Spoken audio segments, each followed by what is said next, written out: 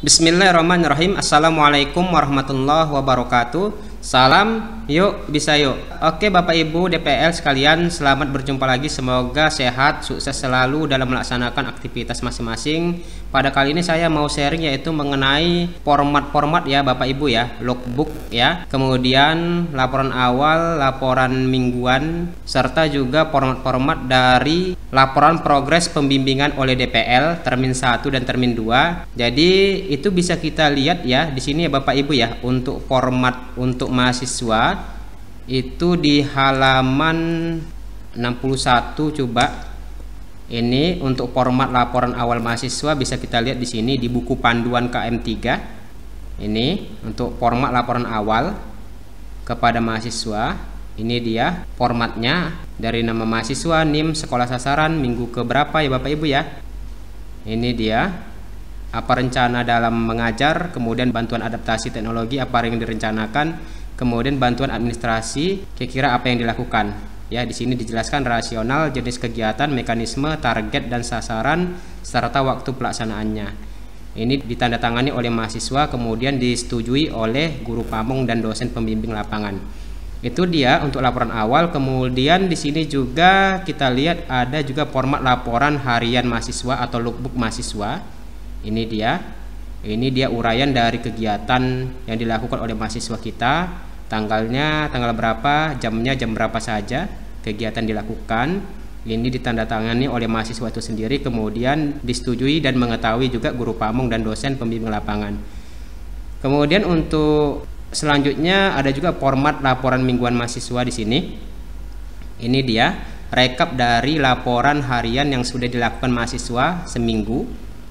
Jadi di sini dia laporannya. Ini rencana kegiatan mingguan, pelaksanaan kegiatan, analisis hasil kegiatan mingguan, hambatan dan upaya mengatasi hambatan, serta rencana perbaikan dan tindak lanjut ke depannya di sini.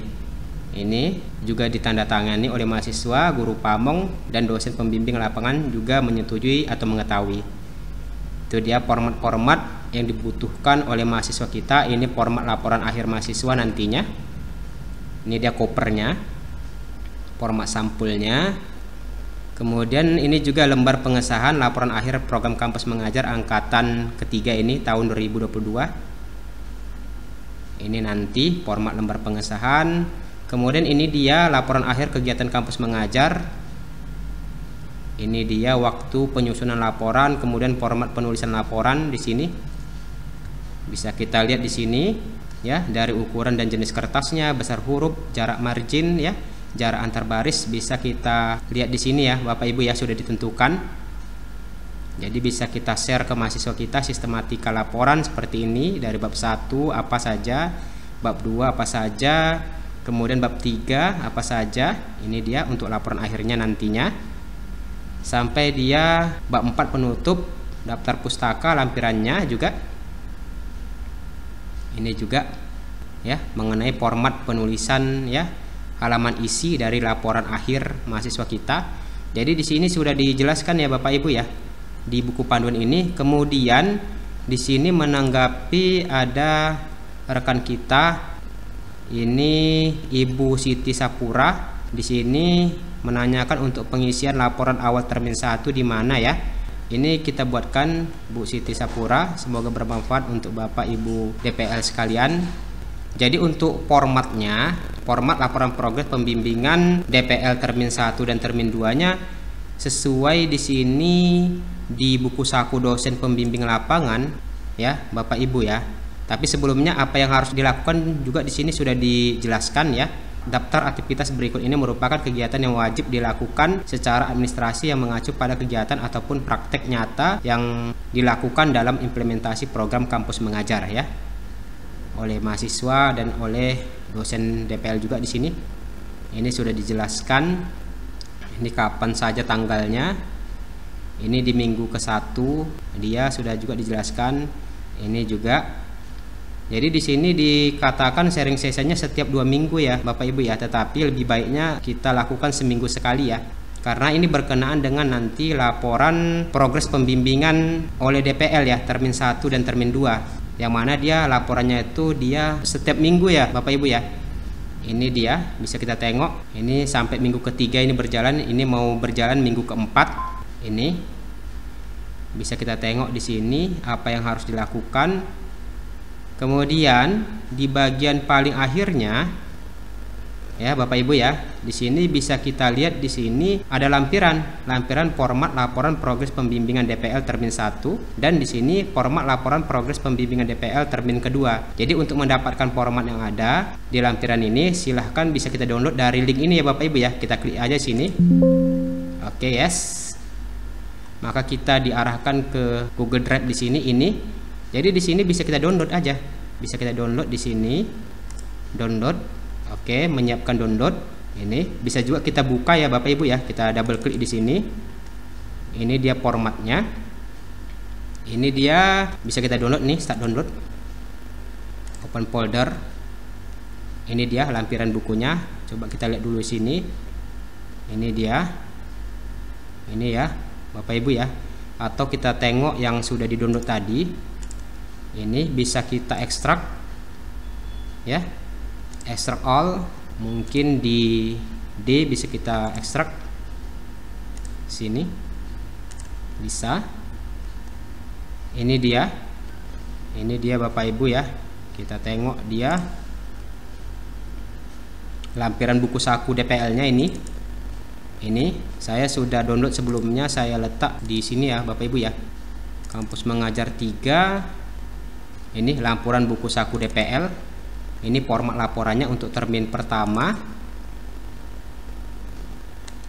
Ini dia catatannya. Jadi mau memastikan terdapat 9 lapor pembimbingan dengan detail sebagai berikut untuk termin pertama ini.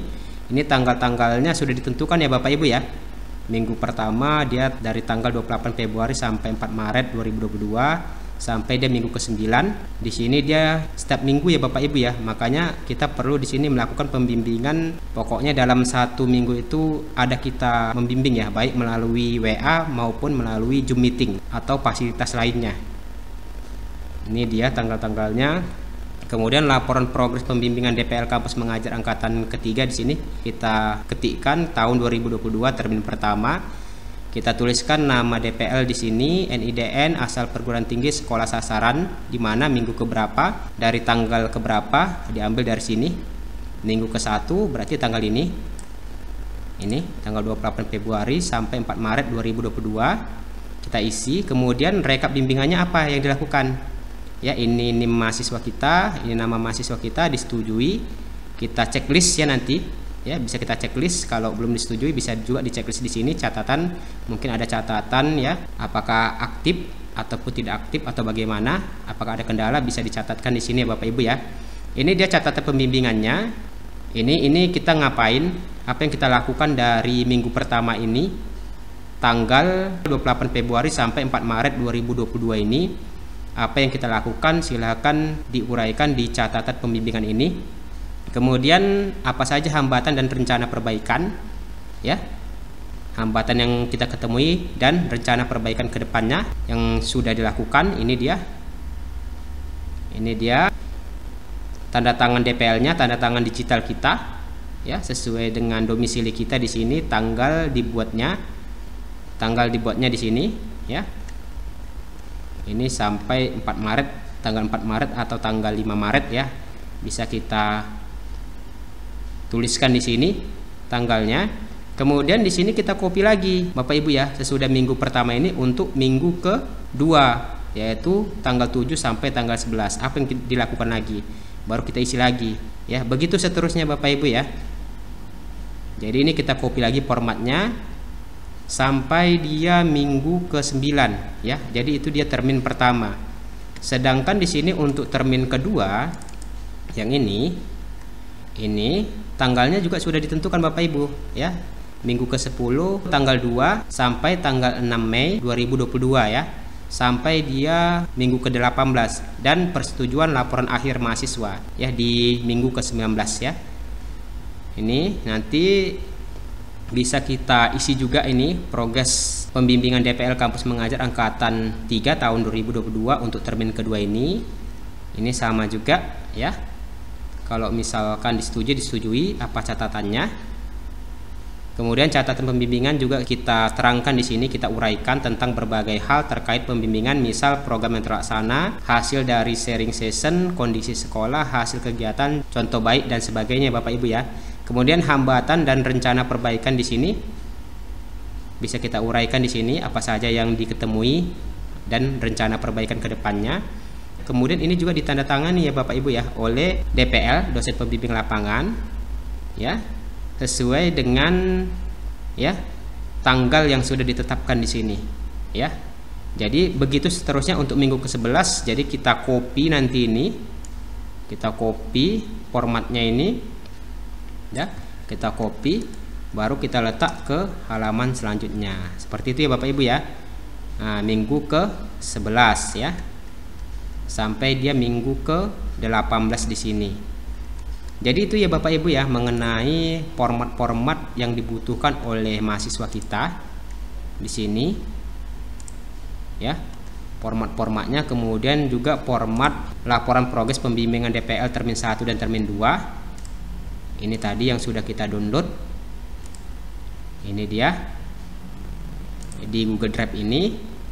Semoga menjawab komentar dari Ibu Siti Sapura tentang format pengisian laporan awal terminnya bisa di-download di mana. Semoga bermanfaat. Terima kasih. Assalamualaikum warahmatullahi wabarakatuh. Kampus mengajar, yuk bisa yuk.